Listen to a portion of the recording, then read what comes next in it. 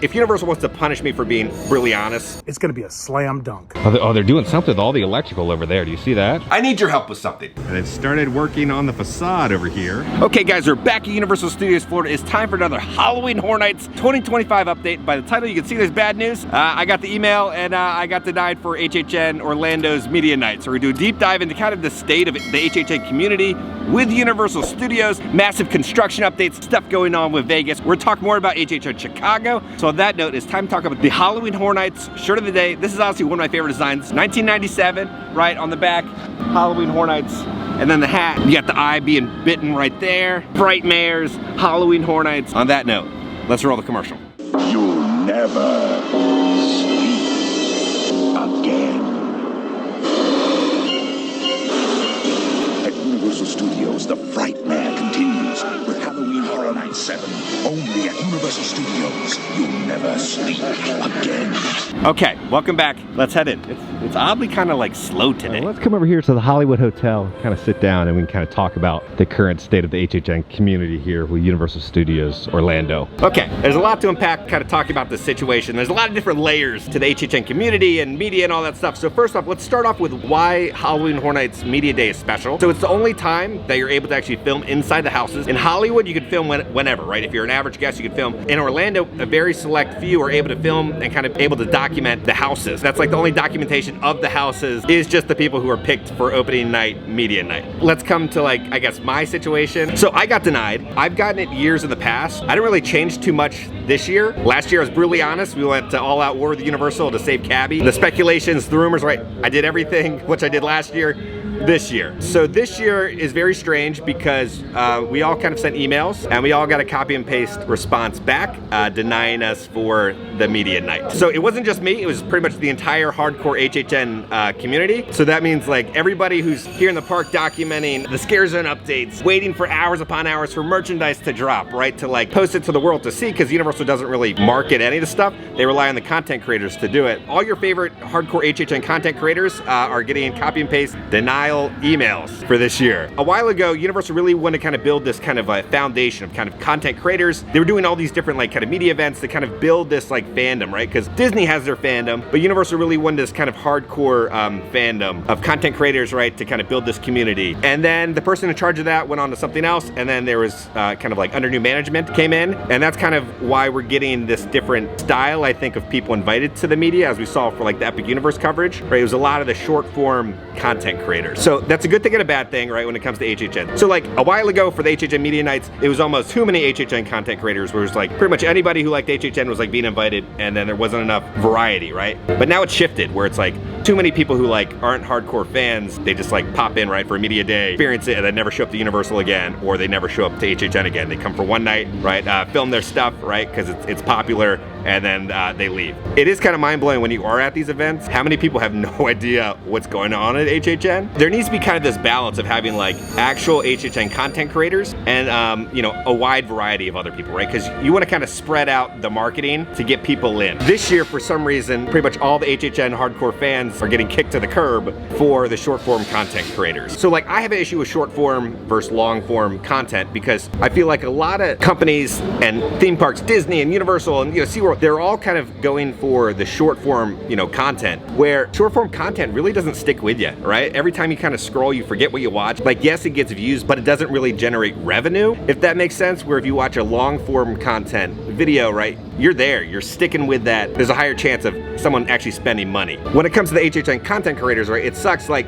you know, if Universal wants to punish me for being brutally honest, that stinks. But also, why kind of punish all the HHN content creators? Because everybody together brings in so much revenue for Universal Studios. Let's say we all convince 20,000, you know, guests to spend, let's say $500, right? That's a Fear Pass or a stay at a hotel or something, right? The hardcore HHN content creator community, you're looking at $10 million in sales by just convincing 20,000 people. It kind of stinks like when all the HHN content creators are really kind of, they're marketing HHN for them and then also saving them all this time and money. Congratulations, sir! You have just given me my $1 million!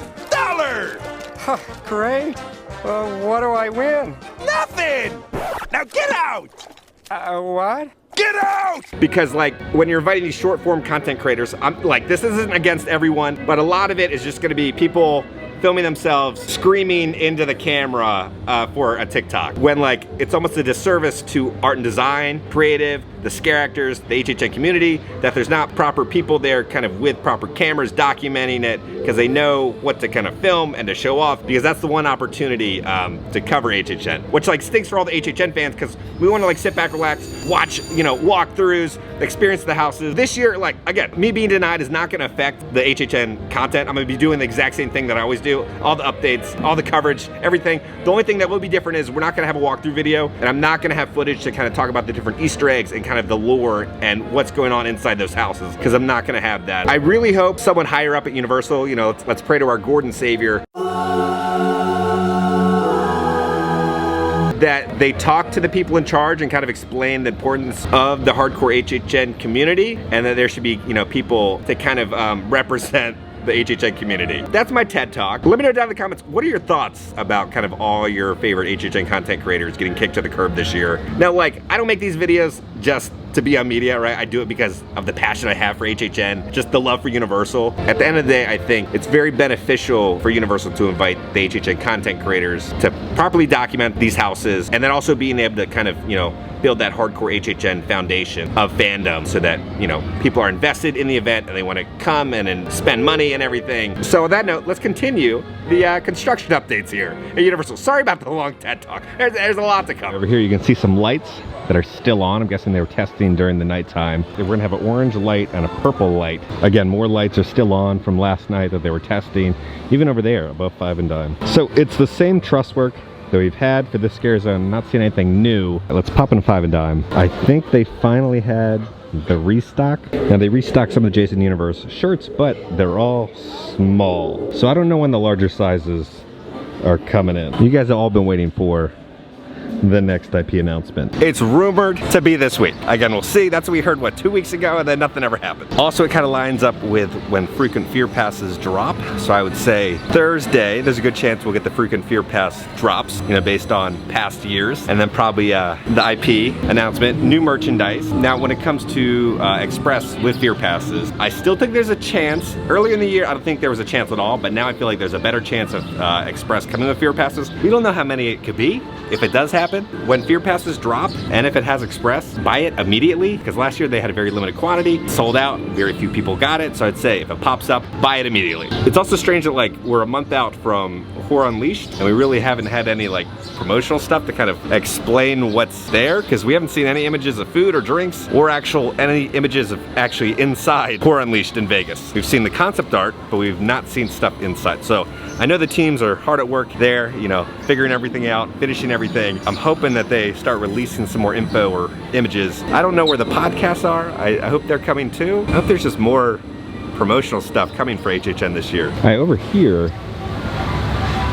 they put up this barricade. I don't know why. There's one here. Maybe they're just planting some new plants. It might not have anything to do with the scare zone, but there's also more barricades that have been randomly placed inside the bushes. I don't know why these are here. Oh, they're doing something with all the electrical over there. Do you see that? They're digging it all up. Coming over here, we have some more barricades. Here's some new little keychains I haven't seen.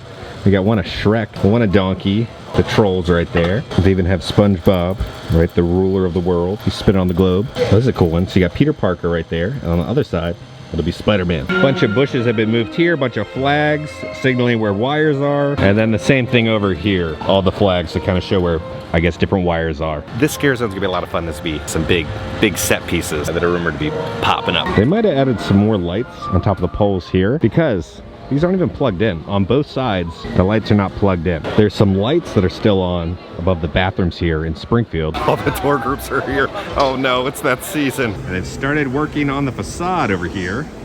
It's an arch shape. Look at that. A lot of action happening. Holy crap, they've torn out all the wood from this bridge. They're replacing everything. It's insane. This is gonna be a lengthy process, I feel like, if they're replacing all the wood. Over the bridge, you can see it's been ripped off. Look, they're finishing up all the siding on the Amity bathroom over there. looking good. Okay, so back by the Nightmare Fuel stage, remember last time we showed you guys like those Grim Reapers that are all over the stage? So one of my buddies sent me this photo. I don't know where it came from, but it's a better shot of how the Grim Reapers look during the nighttime and kind of the lighting on them. I don't know where it came from, but it was just sent to me. This side still needs all the siding finished for the Amity bathroom. Okay, we're heading to the Wizarding World now because props have started to pop up. So it's rumored, you know, that the Thirsty Death Eaters return this year in the Wizarding World. Over here, the crates have returned. Again, they'll have speakers and some lights and like fog effects in there. So if you look close, you'll see one of the lights. So this stuff has popped up everywhere. Over here is gonna be the Death Eaters stage. There's like fog that comes up. I think there's some barrels and stuff that'll also appear. Also by the candy shop, more crates have appeared right there. Over here by the stairs, also more crates have returned. You can see the lights inside the crates. Then located right over here, these crates have also appeared. There's some more crates right here. And then another crate, but then this crate has tape on it. Okay, so as you know, they announced Horror Unleashed Chicago, right? So we read last time the Universal statement. There was a news article that kind of explains some more stuff about it. Okay, so this is what the article says. Horror-themed immersive experience from Universal coming to Chicago near Bally's Casino Complex. A year-round immersive horror experience from NBC Universal will open in Chicago across from the new Bally's Casino, the city announced Thursday. Universal Horror Unleashed Chicago will be the company's first branded experience in the Midwest. The attraction will convert a vacant 114,000 square foot commercial building on 700 West Chicago Avenue into a horror-themed venue with mazes, themed bars, food offerings, and retail space. Construction is anticipated to start next year. Expected to open in 2027, the venue is projected to create 400 permanent jobs while generating more than $1 billion in economic impact for the city, according to the World Business Chicago, the city's economic development agency. We're thrilled to welcome Universal Horror Unleashed to the city of Chicago, Mayor Brandon Johnson said in a news release. This is exactly the kind of creative, high-impact investment we're working to attract. One that brings new life to a vacant site, creates hundreds of jobs, and cements Chicago as must-visit destination for entertainment tourism. The governor, who launched his campaign for a third term on Thursday, called the announcement a testament to the state's workforce and infrastructure. Universal choosing Illinois didn't happen by accident. We were proud to support this project through our EDGE incentive program, which has helped fortify a positive business climate that draws world-class companies to the state. Under the state's EDGE program, the project will be granted tax credit based on the income tax attributed to new employees and additional money for training costs. The Chicago project is part of Universal's growing slate of attractions. With Vegas, they had to build it from the ground up. Where this, they're just kind of retrofitting an already built building. Nothing new with any of this truss work. It's all the same. So they did remove the flags around the base.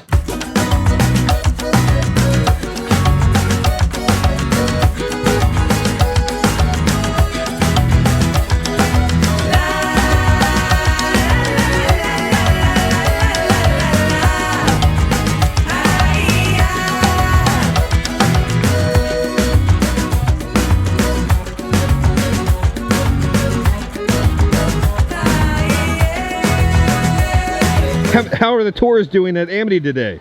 Oh my gosh, the water's great. Smooth as glass out there, my friend. What happens when a tour group shows up? How do you handle that? As long as there's 48 people, I can get them all in one boat. Yeah. Looks like the Blues Brothers stage is under refurb right now. All right, so Five Fires posted some photos of HHN Hollywood. Okay, so Five Fires posted this. When is this puppy getting announced? Picture from today. So as you can see, this house is kind of tarped up. This is heavily rumored to be the Terrifier house. So I'm guessing it'll be unveiled pretty soon. Then he says, can't wait for these walls to come down. We get a better look at kind of the facade for the Monstrose 3 house. I will say the Monstrose houses always have an amazing facade, so I cannot wait to see this when the walls come down. And then Five Fires also says Tear Tram Construction. Here we can see some of the walls being built right for the kind of the maze. And then here, this is the facade from the Blumhouse Tear Tram from last year. So is this confirming that Blumhouse is returning for the Tear Tram this year? The Boo Hole that is being designed. And then this is where all those movie cars normally are. It's all been removed. They're gonna be building stuff, I think, outside here where the movie cars normally are. The construction wall has made it all the way out here now, and the team members enter backstage. So yeah, there's gonna be no entrances for any of the houses over here because there's no room. This makes me think we're not gonna get the HHN tribute store over here because there's no room for crowds, right? So you have the walls here, not a lot of area.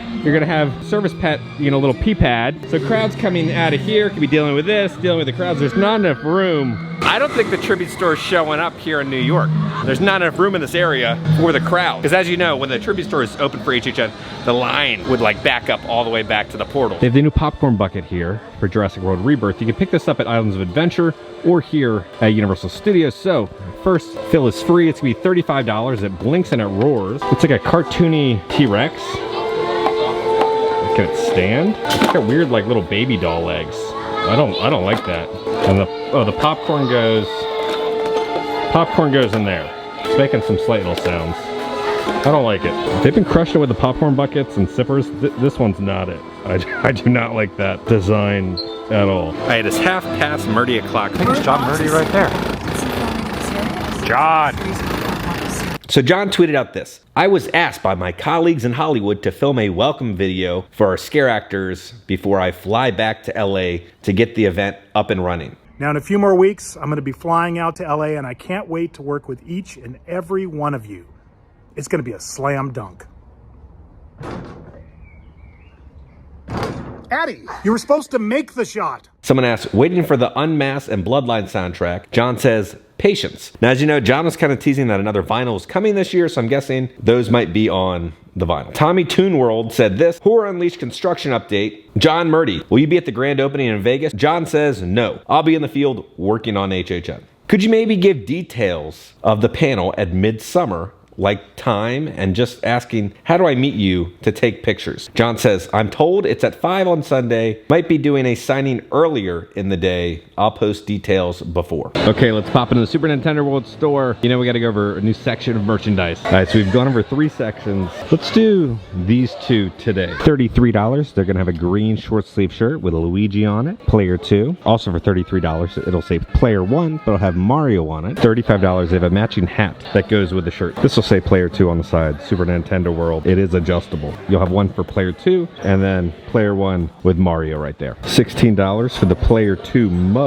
It'll say Player 2 on both sides. And then also for $16, they have a Player 1 mug. All right, we have some pins. These are all gonna be around $10 each. Player 1, 1-up, Player 2, 1-up with Player 2. There's just so much merchandise with Player 2 about to hit one of the blocks. We got a Mario and Luigi keychain for $10. $45, they have a long sleeve shirt, Super Nintendo World, and then on the back, it'll say 1-up. $65 for this really cool backpack. You're gonna have Mario, Bowser right there. $28 for a little kid Player 1 shirt. Then also for $28, they have a little kid Player 2 shirt. $33, they have a short sleeve shirt. It says Super Nintendo World on it. There's also a lounge fly. So you're looking at $75 for the Super Nintendo World lounge fly. It's pretty much the exact same design all the way around. Look, here's an update on the coaster coming. It looks like are they pouring concrete? They're pouring something. They've taken out all the foliage now. They're moving all the dirt. This is a massive undertaking, and it also looks like they're going to be going into the water over here. So we'll probably see the coaster maybe come into the City Walk water and go back. That's what it's looking like. Because that's what we kind of saw pop up when they were building Velocicoaster. So I have a feeling that the coaster track might go in to the water here at City Walk and then go over the sidewalk. So it's gonna be a wild coaster. They are working on all the moving walkways here. It looks like he was getting some bone daddy action. He had to bite down. Okay guys, we're back in the office. Before we talk about some more HHN updates, I need your help with something. Kind of in the ranking of kind of like the main HHN channels on YouTube, right? I'm talking about like, we make hundreds of videos every single year on HHN. So I'm not talking about like the larger channels, you know, who make, you know, maybe a dozen or 2 dozen. Like I'm talking about like the hardcore HHN channels. I think we're number 2. So currently we're at 74,000 subscribers. That is one big family. And now number 1 is the official Universal Studios Halloween Horror Nights YouTube channel. We're pretty close. I think one of the funniest things ever, I think if we got a bigger subscriber count than the official HHN channel on YouTube. So we have a mission. Guys, if you could hit that subscribe button and let's dethrone the official HHN YouTube channel to be the #1 hardcore HHN channel on YouTube. That would be, I think, amazing if we can pull that off. Now, almost half of you guys are not subscribed. So let's talk about short form content versus long form content. Again, short form content has its place, right? It can do a great job of kind of promoting mozzarella sticks or, you know, food or, you know, certain little things. But when it comes to getting people to spend a lot of money on stuff, you're gonna need kind of a long form content video. To do that, so here's a little test. I want you guys to think about what was the last TikTok or reel that you watched. Yeah, I would say 99.9% of people have no idea what they just watched. Now think about the last YouTube video that you watched. There's a good chance you probably remember the last YouTube video that you watched. The problem with the short form content, right? It goes in one ear and out the other. It really doesn't stay with you mentally. A little HHN update. So there was some leaked stuff about what could be coming to HHN Hollywood. Brock Smith Designs posted this. Universal's sideshows, get ready. So it looks like they're shipping these masks off to Universal Studios Hollywood for HHN. We don't know if this will be part of one of the houses or a scare zone. So yeah, we don't know where that's gonna be popping up. Could it be popping up in the rumored Blumhouse Terror Tram, or could it be popping up within a house? We will be having an HHN update very soon with stuff being announced. So guys, on that note, if you enjoyed this video, make sure to hit that like button. If you have not already, hit the subscribe button and join the family. I love the family. Because I'm gonna keep you up to date on all things Universal Studios and Halloween Horror Nights around the country. I love you all, and I'll see y'all very soon. Slam dunk.